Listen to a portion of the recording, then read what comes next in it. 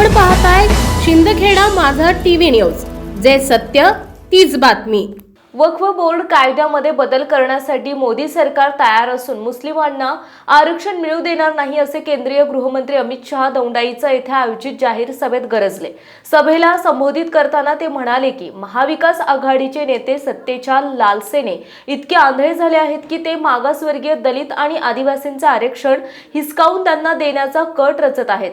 महाविकास आघाडी ही योजना कधीही यशस्वी होऊ देऊ नका आणि सत्तेपासून दूर ठेवा।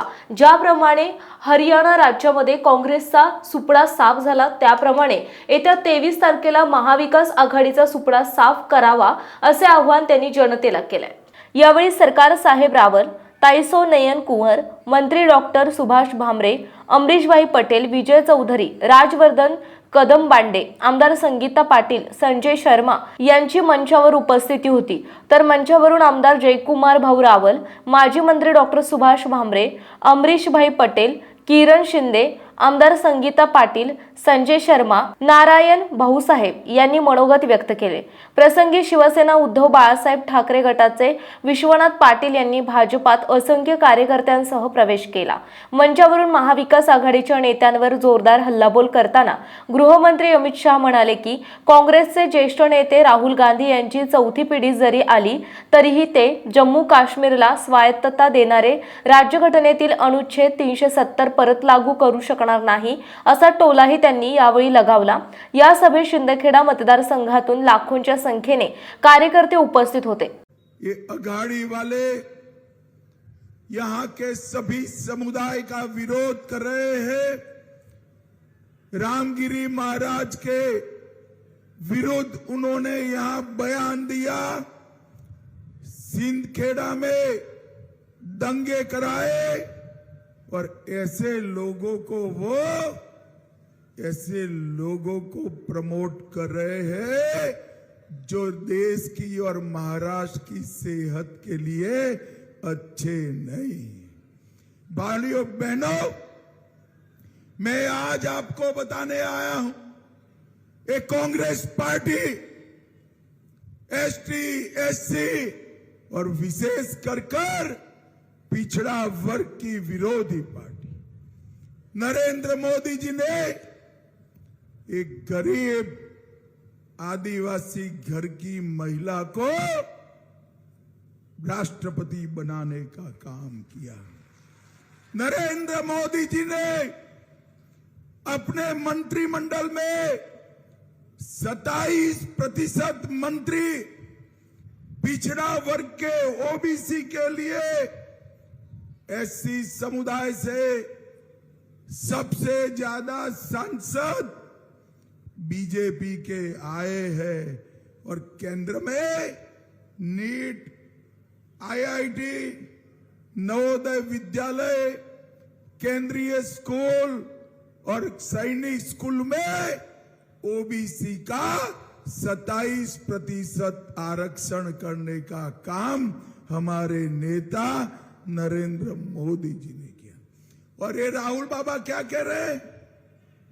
कुछ दिन पहले कांग्रेस पार्टी के अध्यक्ष को ये सारे उलेमा मिले और कहा मुसलमानों को आरक्षण देना चाहिए।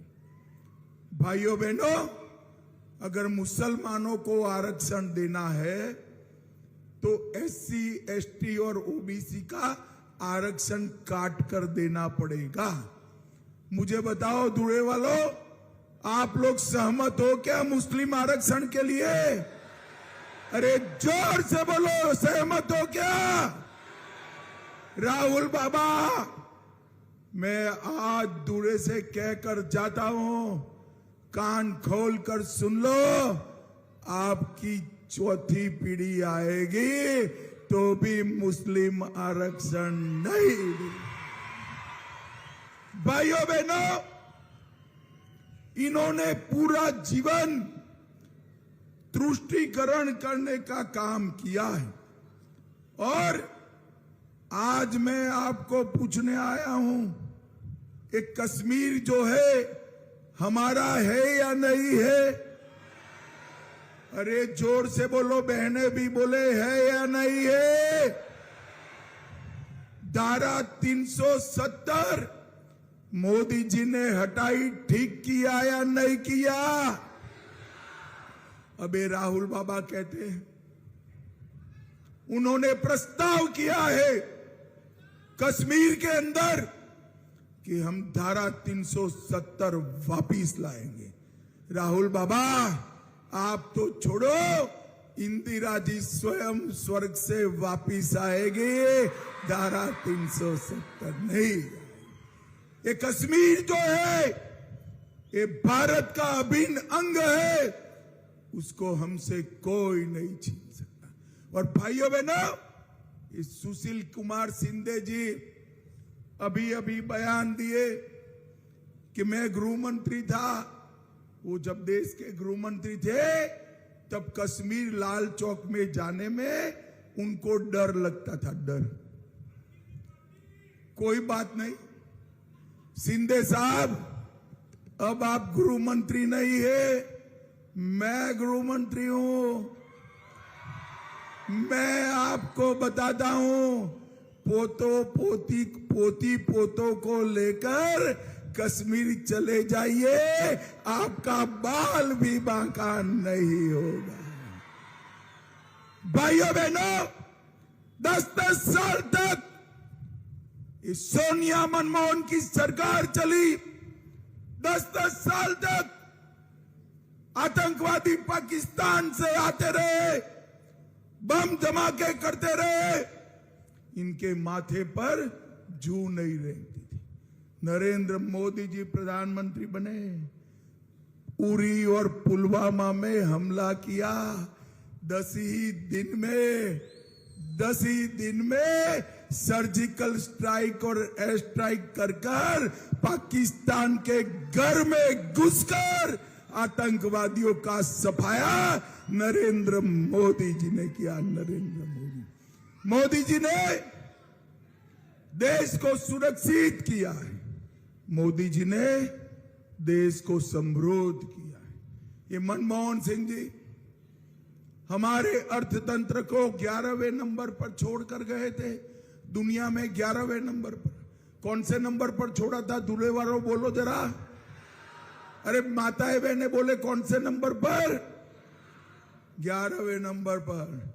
मोदी जी ने 10 ही साल में 11वें नंबर पर से 5वें नंबर पर लाने का काम मोदी जी ने किया। और आप क्या खुश हो जाते हो 5वें नंबर से? मैं आपको बता कर जाता हूं, मेरी बात याद रखना, 2027 में भारत की इकोनॉमी दुनिया में 3रे नंबर पर आ जाएगी, 3रे नंबर। भाइयों बहनों, ये सारे अघाड़ी वाले झूठे वादे करते हैं। कुछ मतदारसंघामध्ये अनेक विकासाच्या योजना आपण सतत आणल्या, त्याच्यामध्ये आपल्याकडे आपण 100 खाटांचं हॉस्पिटल हे शिंदखेड्याला आणलं,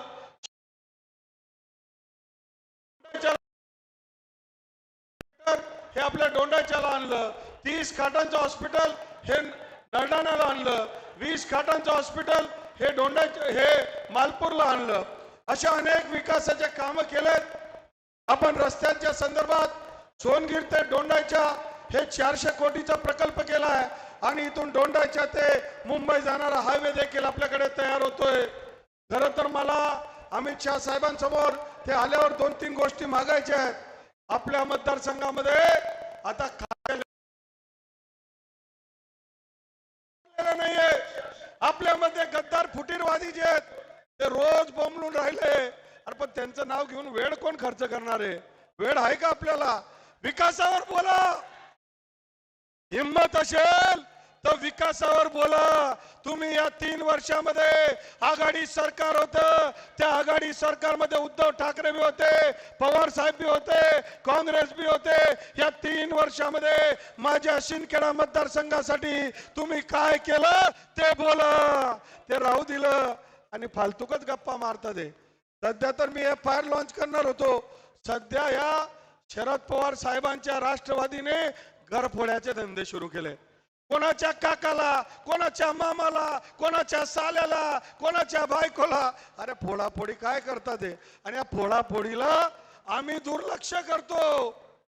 काय चर्चा चालली आहे, काय बोलून राहिले, मुद्दे कुठलेच नाही. आपल्याला माहितीये स्पर्धा ही आपल्यामध्ये, आणि ती 3 चाकी रिक्षामध्ये बघूया कोण कुठपर्यंत पोहोचतं. ती रिक्षा जितक्या वेगाने चालेल त्याच्यापेक्षा जमिनीवर असणारा हा माझ्या सोन्यासारखा कार्यकर्ता, हा माझ्या भाऊबंदकीचा कार्यकर्ता पडू शकतो आणि तो पडेल.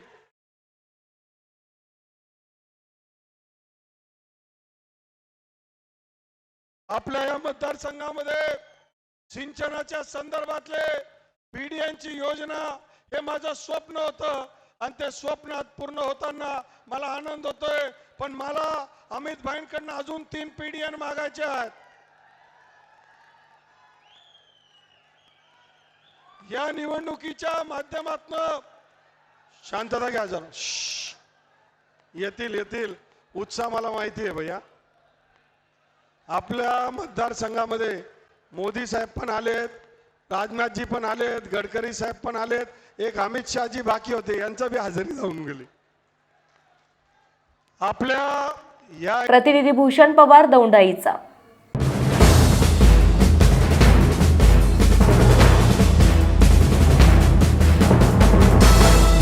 आपण पाहताय शिंदखेडा माझा टीव्ही न्यूज, जे सत्य तीच बातमी.